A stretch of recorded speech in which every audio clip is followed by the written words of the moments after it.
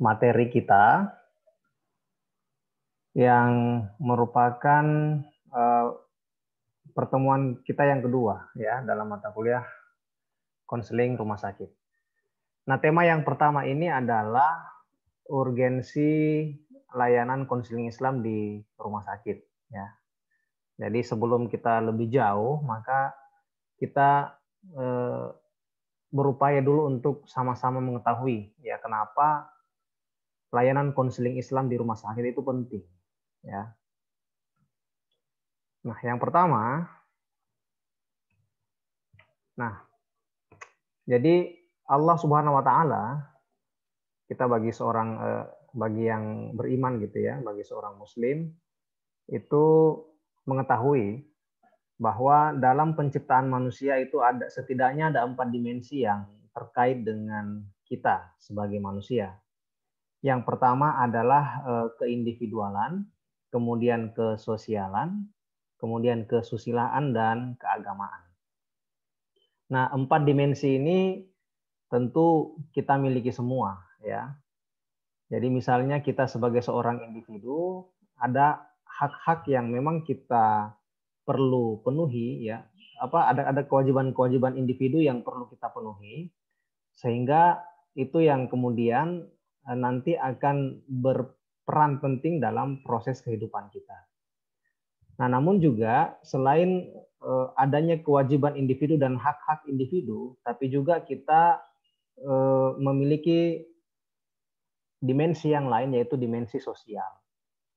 Nah, dalam dimensi sosial ini kita berbicara mengenai orang lain. Ya, ketika tadi kita berbicara ada hak-hak dan kewajiban individu, nah dalam dimensi sosial ini kita juga berbicara tentang hak-hak dan kewajiban orang lain. Nah, secara sederhana, dalam dimensi sosial ini kita diminta untuk dapat berinteraksi dengan baik dengan sesama kita. Dan tidak hanya itu teman-teman semua, dalam agama kita juga diterangkan bahwa tidak hanya sesama manusia, tapi sesama makhluk ciptaan Allah. Nah, kita tentu mengetahui makhluk ciptaan Allah bukan hanya manusia, tapi ada juga hewan dan juga tumbuhan. Nah, termasuk ya makhluk-makhluk gaib yang dalam agama kita itu dipercaya. Ya. Jadi ya termasuk malaikat, kemudian jin dan semacamnya. Itu semua kita tidak lepas dari interaksi dengan mereka semua. Nah, sehingga misalnya ketika kita berbicara tentang bagaimana menjaga hubungan antar sama manusia, termasuk juga berbicara tentang bagaimana melestarikan lingkungan, menjaga lingkungan kita, dan ya dalam waktu yang bersamaan juga kita diminta oleh ajaran agama kita yang mana kita dilarang misalnya membuat kerusakan di muka bumi ya. Jadi itulah saya kira bagian-bagian dari dimensi sosial. Nah, kemudian yang berikutnya ada dimensi kesusilaan. Nah, ini kaitannya dengan nilai-nilai moral ya, nilai-nilai etika dalam tugas kita sebagai seorang manusia dan dalam menjalankan kehidupan. Nah, seperti yang saya singgung tadi dalam dimensi sosial, dalam kesusilaan ini itu berkaitan dengan bagaimana kita menjaga etika dan moral kita ketika kita ya termasuk berurusan dengan diri sendiri dan juga dengan orang lain, termasuk dengan makhluk ciptaan Allah yang lain. Nah, di situ ada aspek-aspek kesusilaan yang harus kita perhatikan betul. Nah, kemudian yang berikutnya keagamaan. Nah, ini ya tentu sangat erat ya dengan kita sebagai manusia. Nah, sebab kalau untuk makhluk ciptaan Allah yang lain itu tidak ada unsur ini. Inilah yang kemudian juga membedakan kita dengan makhluk Allah yang lain. Ya, jadi tidak ada kok hewan kemudian punya agama, kemudian pohon kelapa punya agama, sayur bayam punya agama, itu enggak ada. Nah, disinilah yang seperti yang saya singgung tadi, yang membedakan kita dengan makhluk Allah yang lain. Makanya dalam Al-Quran di situ Allah menyebutkan surah At-Tin, A'udzubillahi minasyaitonirrajim. Laqad khalaqnal insana fi ahsani taqwim. Sungguh kata Allah ya, telah aku ciptakan, ya, telah diciptakan manusia itu dalam sebaik-baik bentuk, ya, fi ahsani taqwim, ya, dalam sebaik-baik bentuk. Nah, keempat dimensi ini yang kita kemudian miliki, termasuk kita jalani dalam keseharian, itu perlu kita lihat dari sudut pandang yang komprehensif atau menyeluruh. Nah, kaitannya dengan itu teman-teman semua, kita masuk ke slide kedua. Nah, ini dalam menjalani kehidupan, ya, saya kira ya kita yang masih diberi nikmat hidup oleh Allah Subhanahu wa taala ini, dalam keseharian kita, waktu menit demi menit, detik demi detik kita jalani, itu tentu tidak hanya merasakan kenikmatan, ya. Jadi ketika kita menghirup udara segar di pagi hari gitu ya, kemudian kita merasakan kondisi psikis kita yang bahagia, yang senang, kemudian memiliki keluarga yang akur, kemudian secara ekonomi mapan, dan sebagainya, itu adalah bagian dari bentuk-bentuk kenikmatan yang Allah berikan kepada kita semua. Nah, tapi tidak satupun manusia yang kemudian hanya merasakan kenikmatan dalam menjalani kehidupan. Ya, ada juga ya salah satu ya dari sekian warna kehidupan itu yang kemudian kita kenal dengan istilah cobaan atau musibah. Ya, semua orang pernah merasakan cobaan. Semua orang pernah mendapatkan musibah. Ya, tidak satupun orang baik yang telah mendahului kita maupun yang hidup hari ini dan yang akan datang, ya, yang akan lahir kemudian menjalani kehidupannya, itu tidak ada satupun yang tidak mengalami cobaan atau musibah. Pasti ada, ya, pasti ada cobaan dan musibah yang menimpanya. Nah, tentu kita sebagai orang yang beriman dalam menyikapi cobaan ini ya diharapkan dapat tetap bersikap sesuai dengan apa yang dituntunkan dalam agama Islam. Ya. Jadi misalnya gini ya, saya ambil contoh dalam hadis Nabi yang berbicara tentang larangan meratapi mayat misalnya. Ya. Jadi itu kan kalau teman-teman dulu pernah belajar agama, yang namanya kematian itu kan dikategorikan sebagai kiamat sugro, ya, kiamat kecil, ya. Jadi kematian itu adalah cobaan dan cobaan yang sangat luar biasa. Makanya sampai-sampai kemudian diistilahkan sebagai kiamat sugro, ya. Sementara nanti kalau di hari kiamat yang beneran itu ya disebut sebagai kiamat kubro. Nah, itu adalah cobaan, musibah. Nah, dalam anjuran Rasulullah bagi keluarga yang ditinggal mati oleh anggota keluarganya, itu tidak boleh meratap dan tidak boleh meraung-raung. Ya, sedih boleh, tapi tidak kemudian berlebihan. Ya, nah karena dia di zaman Rasulullah itu pernah terjadi dan mungkin di zaman-zaman sebelumnya pun pernah terjadi.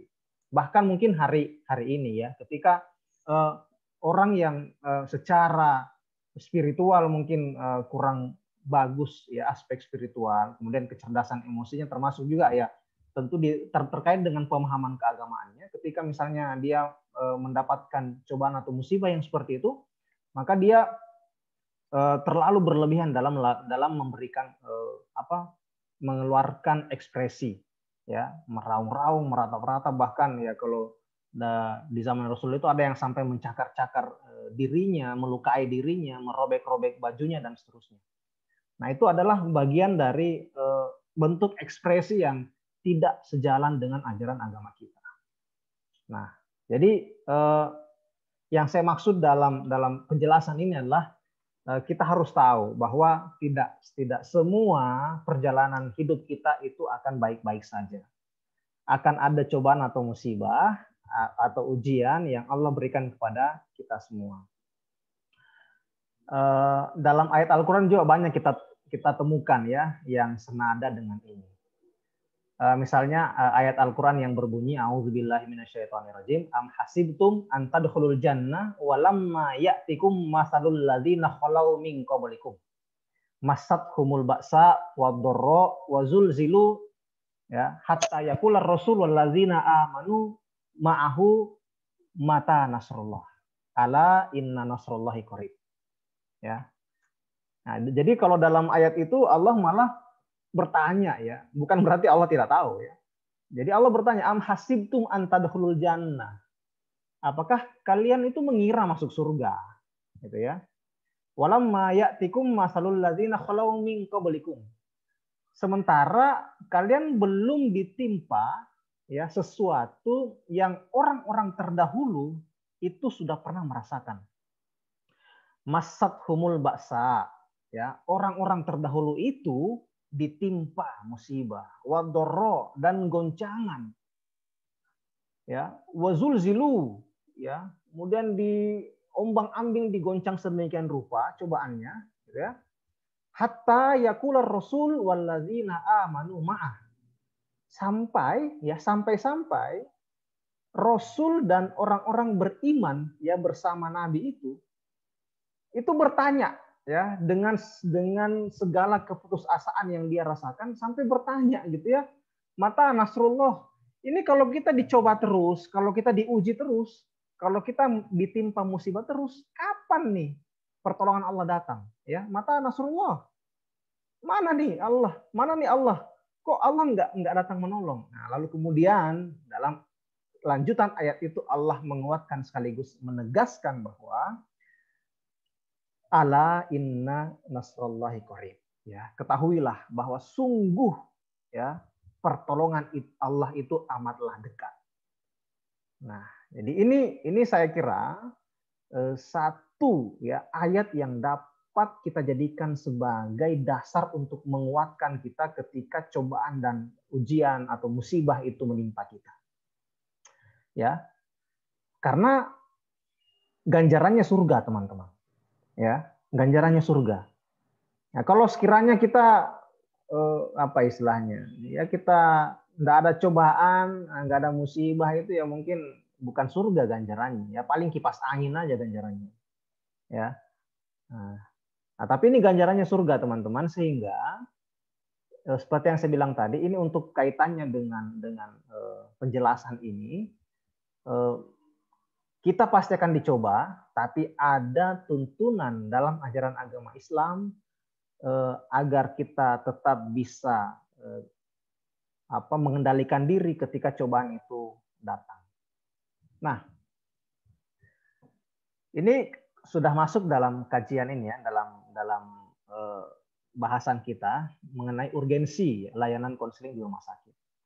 Nah, di rumah sakit itu ya, ini kita lihat dulu pengertiannya rumah sakit. Rumah sakit itu adalah institusi penyelenggara pelayanan kesehatan yang merupakan bagian integral dari sistem pelayanan kesehatan yang memberikan pelayanan holistik, baik dalam penyelenggaraan pelayanan rawat jalan maupun rawat inap serta perawatan di rumah.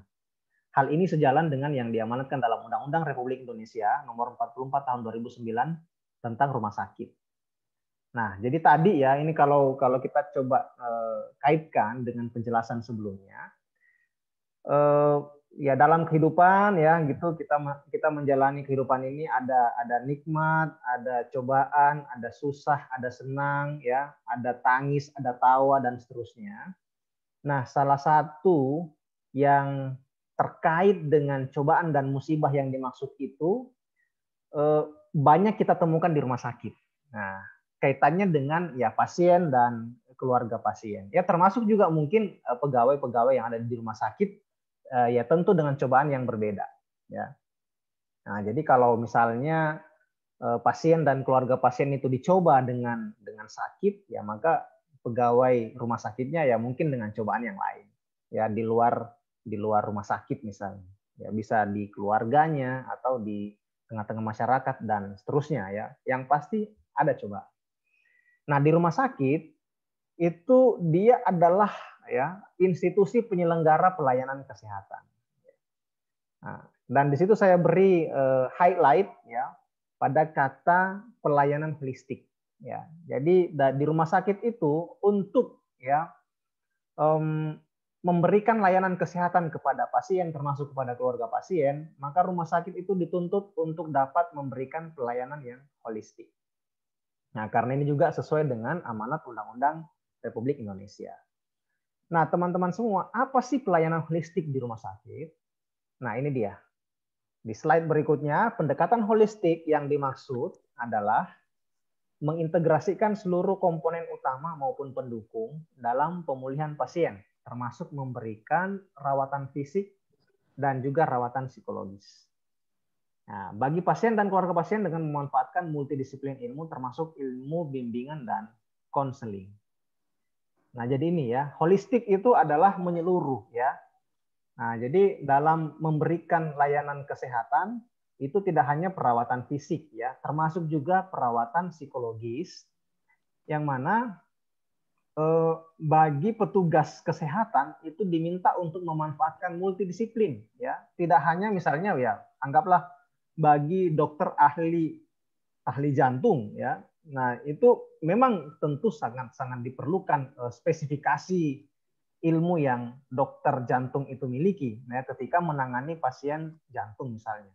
Nah, tapi kalau kita berbicara pada layanan atau pendekatan holistik di rumah sakit, maka tidak hanya itu yang diperhatikan ya, tapi juga melibatkan disiplin-disiplin ilmu yang lain tanpa terkecuali. Nah, tanpa terkecuali ilmu bimbingan dan konseling.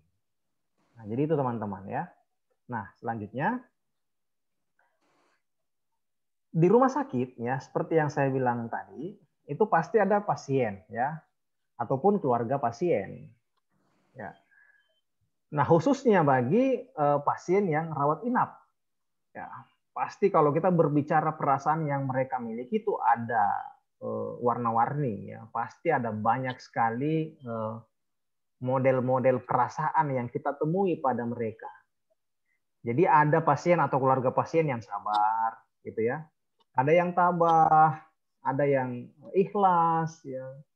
Ada yang ya qanaah menerima apa yang ada. Nah, tapi ada juga yang merasa takut, ya bingung, kesepian, ya putus asa, dan perasaan-perasaan ya kalau kita boleh sebutkan dengan istilah perasaan negatif lainnya, ya. Jadi takut, bingung, putus asa, bahkan mungkin depresi, stres, sampai mau bunuh diri, ya itu kan ada saja gitu ya kemungkinan-kemungkinan seperti itu yang kita temui pada diri pasien maupun keluarga pasien. Nah, disitulah teman-teman peran konseling sangat dibutuhkan ya. Peran konseling sangat dibutuhkan. Nah, kita lanjut ya dalam penjelasan berikutnya, yaitu identifikasi permasalahan di rumah sakit. Nah, ini juga penting ya. Jadi ketika kita sudah mengetahui beberapa penjelasan sebelumnya, maka yang lebih spesifik adalah kita ya berharap kemudian dapat mengidentifikasi permasalahan-permasalahan apa saja yang ada di rumah sakit. Secara umum ada 3 ya permasalahan yang bisa saja muncul di rumah sakit. Yang pertama itu dari sisi tenaga medis ya, dalam hal ini perawat dan dokter.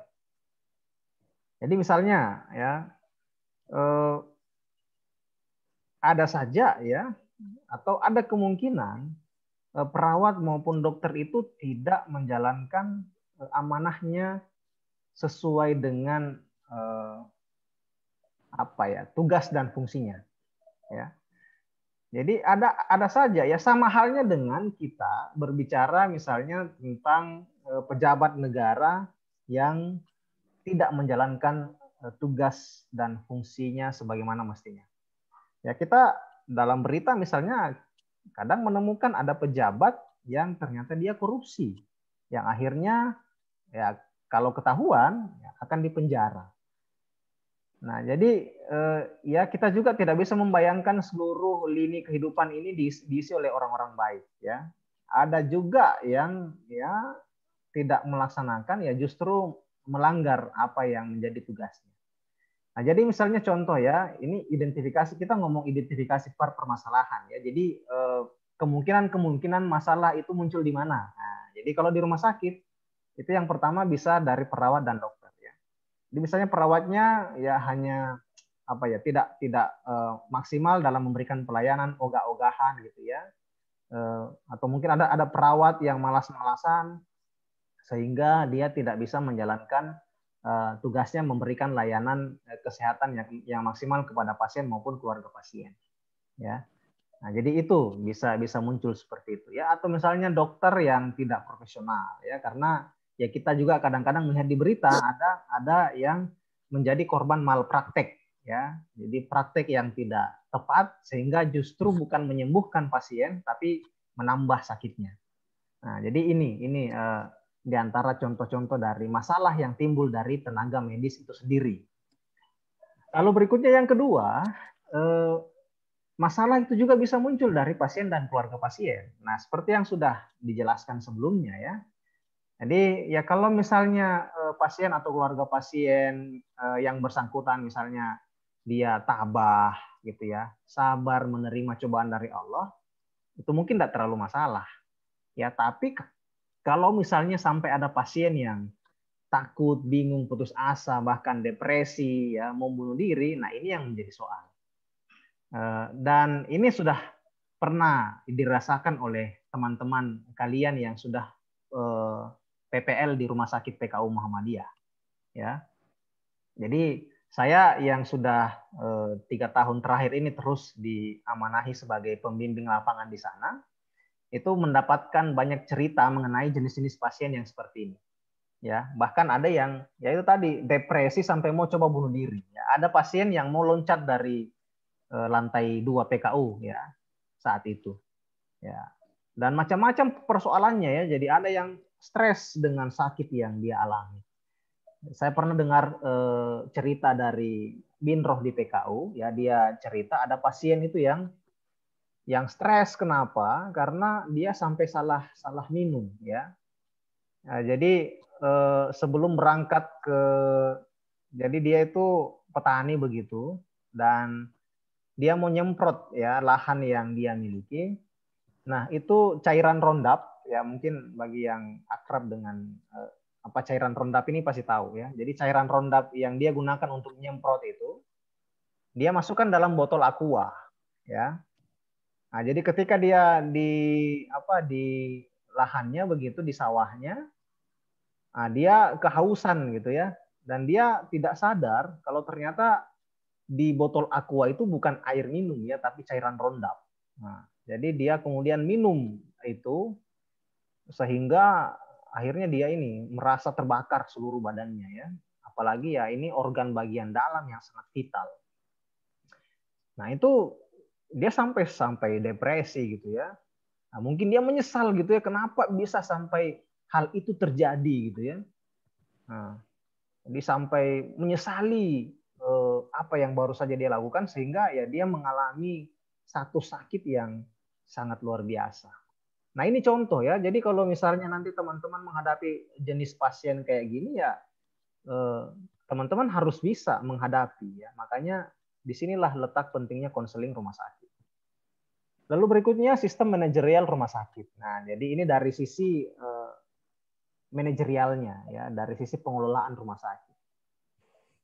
Nah, jadi memang ada rumah sakit yang jadi kalau teman-teman ini pernah melihat ya bahwa rumah sakit itu juga ada istilah akreditasinya. Ya, jadi nanti misalnya ada rumah sakit tipe A, tipe B, tipe C, itu semua ditentukan dari hasil asesmen ya atau penilaian terhadap rumah sakit itu. Ya, makin bagus pelayanannya ya tentu nanti akan dia mendapatkan hasil yang baik. Ya, dalam hal ini mendapatkan tipe A itu ya. Bintang 5 apa berapa gitu, ada pokoknya istilahnya itu. Nah, jadi itu teman-teman semua ya. Jadi ini kita ketika berbicara di rumah sakit maka dalam konteks ya identifikasi masalah maka setidaknya ada 3 hal ini yang berpotensi memunculkan masalah ya. Ini sebagai wawasan awal bagi teman-teman semua ya ketika nanti terjun di rumah sakit. Oke. Nah, jadi kita spesifik berbicara tentang konseling Islam di rumah sakit. Nah, jadi secara global, secara umum ya layanan bimbingan dan konseling itu terus berkembang teman-teman ya, sejalan dengan perkembangan kehidupan manusia. Nah, apalagi di saat ini abad 21 ya, era globalisasi yang semakin nyata dengan arus informasi yang hampir tidak dapat terbendung. itu membuat masalah-masalah yang dihadapi manusia itu semakin rumit dan kompleks. Jadi di era ini ya, makin makin tua usia dunia ini, itu bukan justru semakin bijaksana ya, termasuk juga manusia-manusia yang ada di dalamnya. Kita mengakui bahwa ada perkembangan teknologi, perkembangan informasi, ya luar biasa memang ya, dan itu memberikan kita kemudahan-kemudahan juga ya dengan perkembangan-perkembangan itu, tapi juga dibarengi dengan jenis-jenis masalah yang dihadapi oleh manusia ya, yang ya memang semakin rumit dan semakin kompleks. Nah, maka dari situlah juga kemudian konseling ini harus terus apa istilahnya dikembangkan untuk menyesuaikan setiap jenis persoalan yang dihadapi oleh manusia. Nah, menurut Mitchell dan Gibson, ini saya ambil dari buku terjemahan ya, yang diterbitkan oleh Pustaka Pelajar Yogyakarta. Jadi layanan konseling itu hendaknya juga dilakukan dengan pendekatan yang mampu menyentuh nilai-nilai keyakinan yang dianut oleh klien, agar proses konseling dapat berjalan lebih efektif dan mencapai tujuan yang diharapkan. Nah, jadi ini Mitchell dan Gibson ini sudah mengatakan bahwa layanan konseling itu ya hendaknya dilakukan dengan pendekatan yang dapat menyentuh nilai-nilai keyakinan yang dianut oleh klien. Nah, makanya ya layanan konseling Islam itu dipandang menjadi satu pilihan dan terobosan baru dalam proses membantu setiap individu atau kelompok yang meyakini nilai-nilai Islam. Ya. Jadi di sini tidak disebutkan agama Islam, ya, tapi nilai-nilai Islam yang sifatnya universal. Nah, sehingga kita ketika teman-teman ini belajar tentang konseling Islam di rumah sakit, itu dapat sesungguhnya menerapkan kepada siapa saja bagi mereka yang mempercayai nilai-nilai universalitas agama Islam. Ya. Nah, jadi kalau kita kaitkan dengan komentarnya Mitchell dan Gibson ini kan, kita sesungguhnya punya peluang yang besar. Ya. Sebab ternyata itu kalau kita melakukan layanan konseling ya dalam hal ini kepada pasien ataupun keluarga pasien, dan kita mampu menyentuh nilai-nilai keyakinan yang dia miliki, maka itu akan berpotensi memudahkan kita dalam melakukan proses pelayanan konseling. Ya, besar pengaruhnya nanti itu. Ya, kalau kita mampu menyentuh nilai-nilai yang mereka yakini. Ya, makanya teman-teman ini sebagai calon konselor Islam, ketika terjun di rumah sakit, ya melihat misalnya pasiennya itu Muslim, maka coba sentuh nilai-nilai yang mereka anut itu. Ya, tentu dengan berlandaskan Al-Quran dan hadis misalnya, atau sumber-sumber lain yang relevan.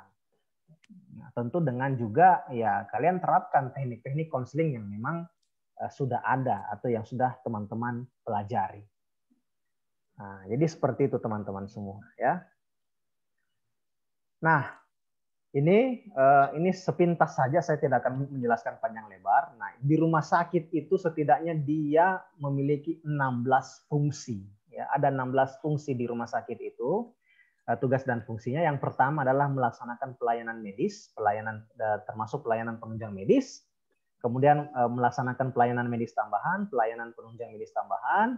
Kemudian pelayanan kedokteran kehakiman, kemudian pelayanan medis khusus, pelayanan rujukan kesehatan, kemudian pelayanan kedokteran gigi, pelayanan kedokteran sosial, pelayanan penyuluhan kesehatan, pelayanan rawat jalan atau rawat darurat dan rawat tinggal, observasi, kemudian pelayanan rawat inap, pelayanan administratif, pelayanan pendidikan paramedis, pendidikan tenaga medis umum, membantu pendidikan tenaga medis spesialis, membantu penelitian dan pengembangan kesehatan, dan terakhir membantu kegiatan penyelidikan epidemiologi.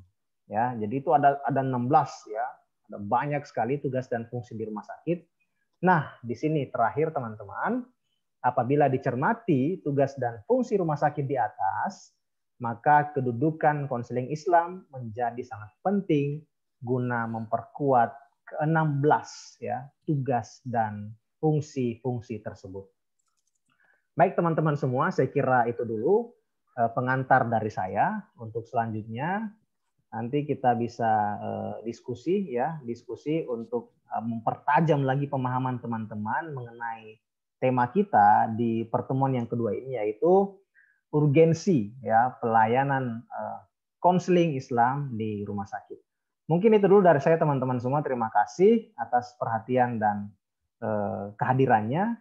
Saya tutup dulu dengan ucapan Assalamualaikum warahmatullahi wabarakatuh.